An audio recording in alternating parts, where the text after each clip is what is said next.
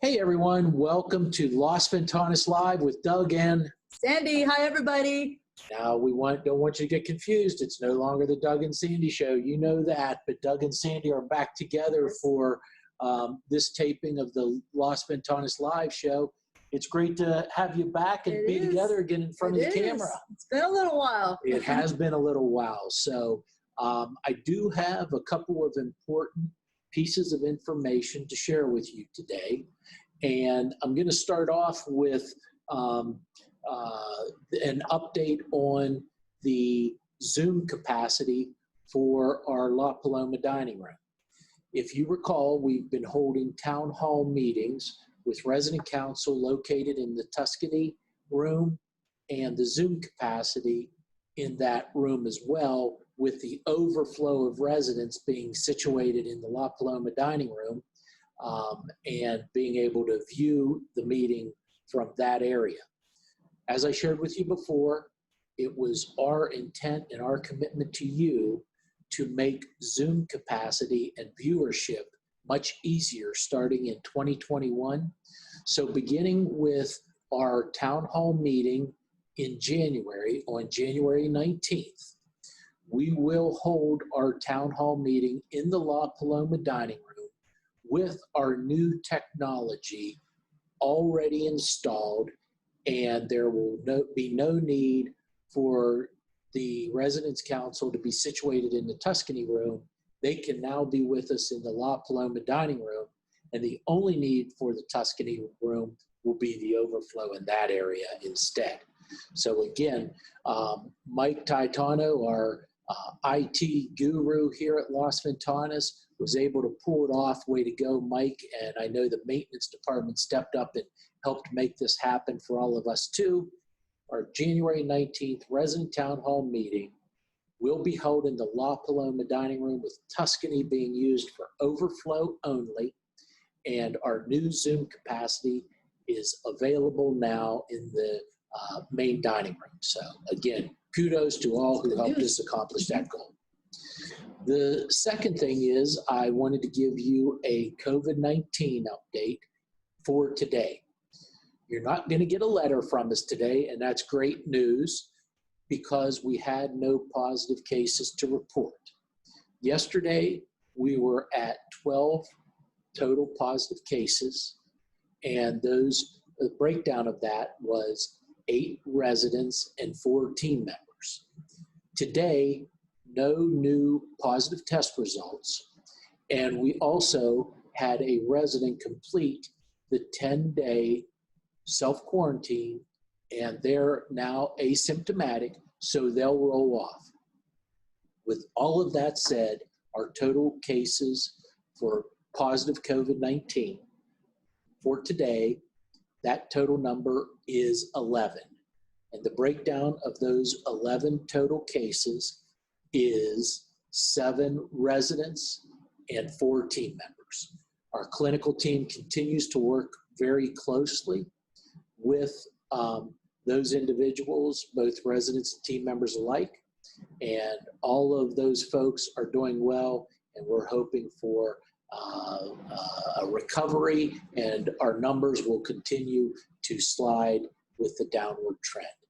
So that's good news. We've moved from yesterday's 12 total positive cases to today's 11. And again, one final time for breakdown: 7 residents and 4 team members. The next thing that I wanted to add regarding COVID-19 is that we are still in a state of restriction for most of our community.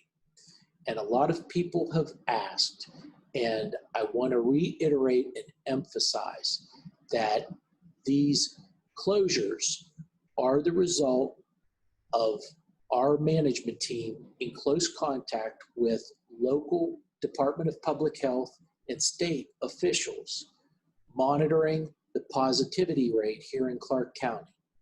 The most recent positivity rate, and what that is a calculation of the number of cases of individuals testing positive for COVID-19, is at 23%, meaning for every 100 individuals that you see, 23 of those folks are probably have tested positive for COVID-19.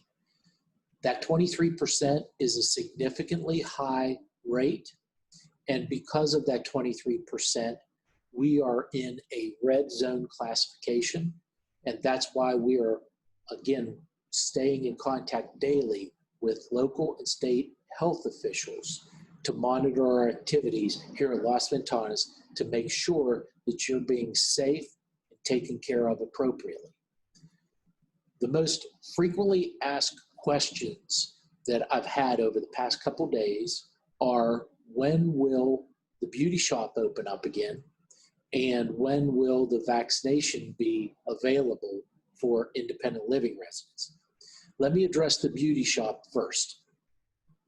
There is nothing that Sandy or I want more than for you to enjoy the services of our beauty salon and that sense of refreshment that people get after getting their hair washed, their hair care, etc. At this time, though, with the heightened positivity rate, we have to be extremely cautious in our approach. Even though we're only allowing one individual in the salon at one time with a beautician, the mode of transmission for the COVID-19 virus remains extremely high. For that reason, we have opted to continue with our closure indefinitely for the current period of time. Some residents have said, well, the beauty shop across the street is open. Why can we go over there and get our hair done, but not here? It's the decision of us, again, in communication with health officials locally and at the state level, that we limit your exposure wherever possible and reduce our liability and risk so that no one is affected by COVID-19 with using our beauty salon services. I know that isn't a popular decision, but it's a decision that's been made by local leadership in conjunction with Department of Health officials. So I certainly hope you understand. And the second part of the question is, when will the vaccination be made available? Our next vaccination clinic is scheduled here for January 22nd.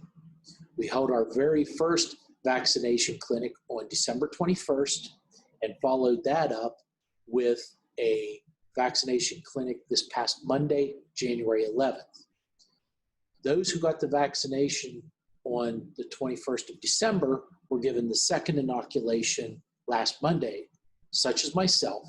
I got both vaccinations. I've completed the process, no adverse reactions.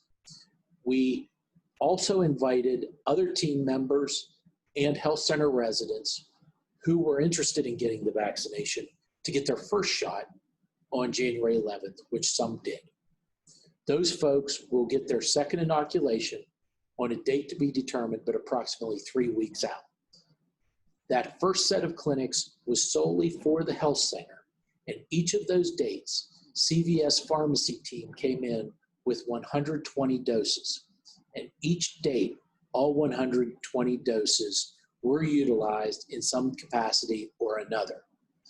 So I wanted you to be mindful that that was the focus of our health center. Our next 3 vaccination clinics, again, are scheduled January 22nd, February 12th, March 5th. They are designated for assisted living and memory care. I have been in conversation with the pharmacist who will be leading the team on January 22nd, and we are going to work to see if there are any available doses left over from participants who desired to get the inoculation. If there are any additional doses, we will reach out to independent living residents on January 22nd and invite you to come for your shot. We are not going to take an arbitrary approach as to who gets the vaccination on what date. In order to be the most equitable and fair, we have printed off the birth date listing of all independent living residents. And hypothetically, if CVS Pharmacy comes with 100 doses of the vaccine and only 50 are administered, they will let me know that they have 50 available doses to be administered. At that time, on January 22nd, we will go down through the birth date listing systematically, giving the vaccination opportunity to the oldest resident we have on the listing. So the oldest residents that are living with us here at Las Ventanas in independent living will have the first opportunity to get the vaccination on January 22nd if doses are available. We'll work down through that listing on the follow-up visits from CVS at our corresponding pharmacies, and we will make notations on that listing. And that, in our opinion, is the most fair and equitable way to offer the vaccine to you. So please be available on January 22nd. If the vaccine is available, there is an oversupply, we will go by oldest individual in independent living to youngest and move forward from there. So I hope this information helps enlighten you on our approach, and I can assure you, again, on a daily basis, our clinical team, along with myself and leadership team members, speak in depth about the pandemic, its effect on Las Ventanas, and we review every single COVID-19 case with our medical director and medical staff. So with that, feel free to reach out at any time. I know there was a lot of information, so certainly share your thoughts, your feelings. I know that some of you are frustrated. We're frustrated too, because we want to get the vaccination out as soon as possible, but we are limited in our decision-making in that regard by CVS Pharmacy, as well as the oversight of the CDC. Sandy? All right. Well, thank you, Doug. That's quite an update. I don't know if I can follow that. Well, I'm going to give you the shot. All right. And no pun intended. Oh, yeah, right. So that being said, just want to, Doug touched on the new equipment going into La Paloma, which is great news. And it couldn't be better timing because I didn't realize we were getting a new projector. And with football season right around the corner, we will be, unless there's any change, which hopefully there will not, we expect to have a Super Bowl party held on February 7th. I think that's when Super Bowl is. It's that first Sunday. I'm trying to get you tomorrow, Sandy. February 7th. So we did already the wiring last year, so we know we'll be able to show the game in there for Super Bowl Sunday. So we will be doing that.